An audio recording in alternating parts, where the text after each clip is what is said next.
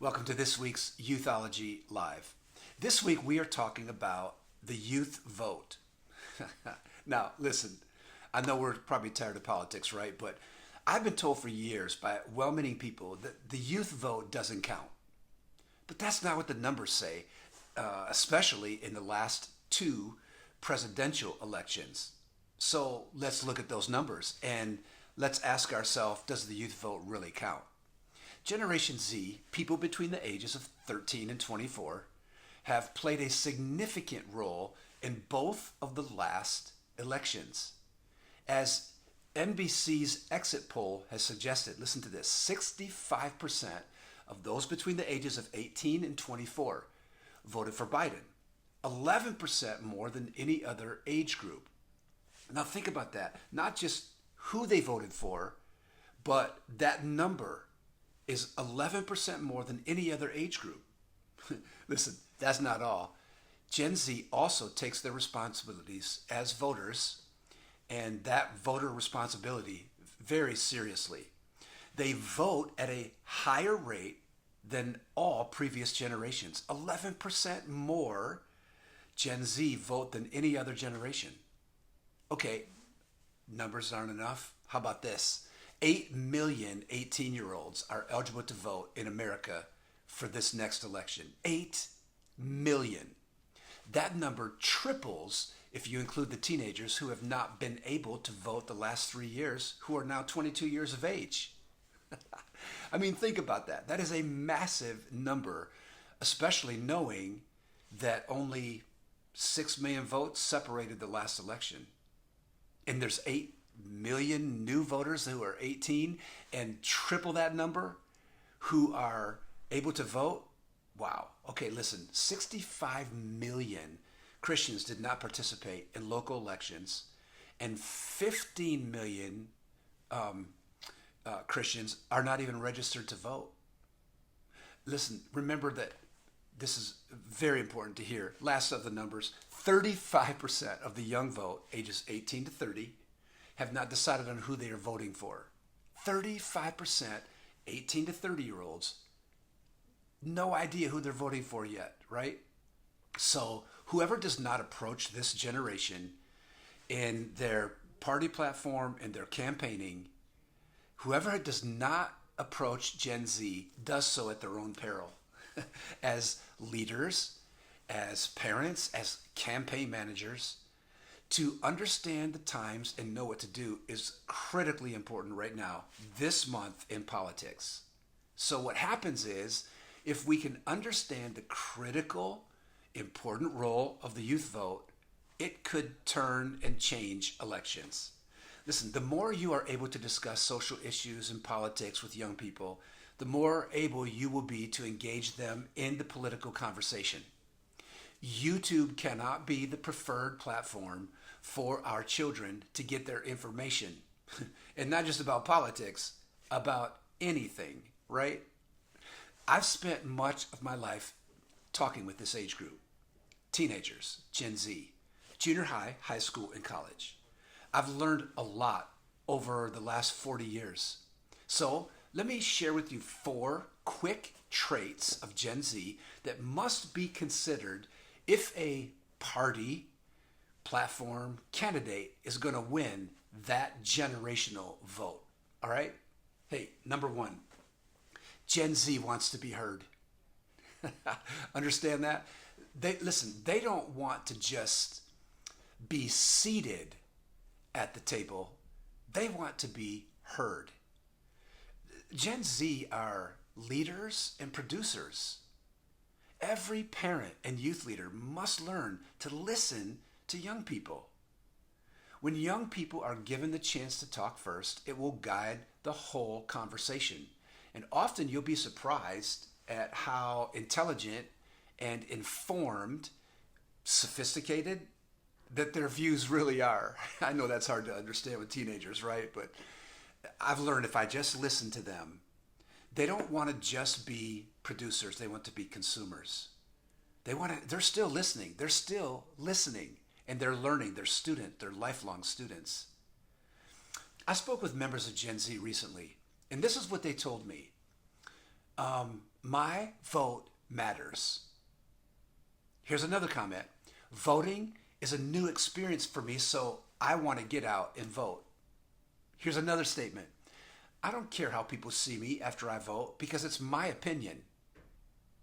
And then finally, I am voting the issues more than I'm voting the person, right? Issues are more important than anything. I'll get to that in just a moment, but you can only find that out if you'll listen to them. Instead of telling them what they need to hear, listen to teenagers. As leaders and producers, Gen Z are more concerned about who is following them than who they are following, right? I mean, think about that impact. So we need to listen to them more. Okay, hey, number two, trait of Gen Z that I think politicians and platforms should be listening to is their community and cause involvement. Gen Z and Alpha Gen, that elementary group that's coming up after Gen Z, love a cause. They are the cause generation and want to make a difference. Human trafficking, water wells, food poverty, racism, other humanitarian causes have captured the heart of Next Gen. And so this generational group emphasizes local involvement. They emphasize the humanitarian platform that a candidate has, supporting local shelters or food kitchens, volunteering at local nonprofits, or solving food poverty locally, not just globally, is critical to a campaign message that will build trust and capture their vote. See, the Gen Z vote is really about the issues, not the icons. It's about the platform and not the person. You follow me? And so if they can be connected in some way to a human cause, that's the trait that moves Gen Z most. We must understand the issues because those issues are what guide the young vote. Because our vote can bring change in the issues at the highest level. I mean, think about that. Do you understand what we're saying when we say understanding the issues and voting at the highest level can bring change?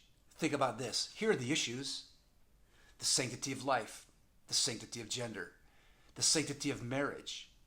How about racism, humanitarian and welfare efforts, right? Education reform. All of these are the most important things that are on the minds of the young vote. And by voting, we young people understand that they can influence our nation, impacting policies and issues that are enacted by law by the people they will vote into office. That is voting responsibility. Listen, number three, if you really want to reach Next Gen, Gen Z, they are producers and consumers. I know we hit on that a little bit in that last topic, but follow it through with this. $30 billion of expendable income. They are a force to be reckoned with. And merchants of cool are discovering ways to appeal to this generational group. Think about that. $30 billion of expendable income by teenagers. So, wouldn't a campaign and a platform want to have that kind of power behind them? The influential positions in every segment of society that young people hold: government, education, corporate, science, entertainment industries. Each of them have been flooded with young people who are producers and consumers. Young leaders are everywhere and in every segment of society. You can't get away from them, right? Just look at the prevalence of young leaders who exploded onto the scene as the young leaders of Silicon Valley's.coms, right? Just 20 years ago, 30 years ago. Now, these organizations are being led by young influencers who have taken the internet like a tsunami on the shores of culture. I'm doing this podcast in LA right now. And behind me is a workstation of about 8 to 9, 10 young adults who are working in what I want to call collaboration, and that's the last point. The last point trait of Gen Z is teamwork and collaboration. Gen Z does not want to be seated at the table. They want to be heard at the table. That's why they work in workspaces like this, where they can walk over to someone's desk and talk to them, right? Teenagers love teamwork, group study, and the proximity of their peer group. And collaboration is their preferred working environment.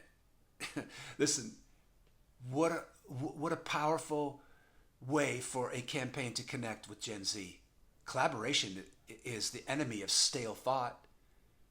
They want to be heard, not seated at the table. There is a university of learning around us, and campaigns need to listen to young people because they have opinions about all of these issues we've been talking about. Presidential campaigns and government in general must value the teamwork that Gen Z sees as very important. Solving America's problems will take collaboration with all of us, and Gen Z understands this. Listen, I read a survey just recently that said almost 70% of Gen Z said things are not going to change in America until we get new leadership. 7 out of 10. Things are not going to change in America until we get new leadership. So listen, how about some ideas like this? Collaboration. How about having watch nights for the presidential election, right? Bringing young people over, serving them food, having a little fun, watching the conversation take off and help guide that conversation on the election night. We have to bring respectful collaboration and conversation into the political realm, and Gen Z will pay attention. Trust me. Listen, okay, finally, when it comes to politics and voting, Gen Z cannot be overlooked. Listen to this. Simon Rosenberg, president of NDN, which is known as the New Democratic Network, and now called the New Policy Institute. Simon said this. He found it in his research that 53 to 55% of registered 18 to 29-year-olds appear to have voted in the last election. Okay, now we know that the 18 to 22s have not, but that 22 to 29, 53% of them voted in the last election. It is the highest ever recorded in the modern era of politics. Research powered by SurveyMonkey found that in 2024, 49% of registered voters ages 18 to 29 will vote. 49% of them, but only 35% of them, 35% of them are unsure of who they're voting for. So, man, I know a lot of numbers, and hopefully that helps you. If a presidential campaign chooses not to approach this group, it does so to its own peril. The importance of the youth vote. Thanks for hanging with us. Hey, give me your thoughts. All you got to do is follow us, right? Hit the socials. Just go there, and there's a link tree. If you go to the link tree, you can watch this on our YouTube channel. You can listen to this on the iTunes podcast, or you can read this at our website. You can check out the manuscript and use this for whatever purpose you want. Hey, every week we're right back here with a new podcast. All right? Thanks.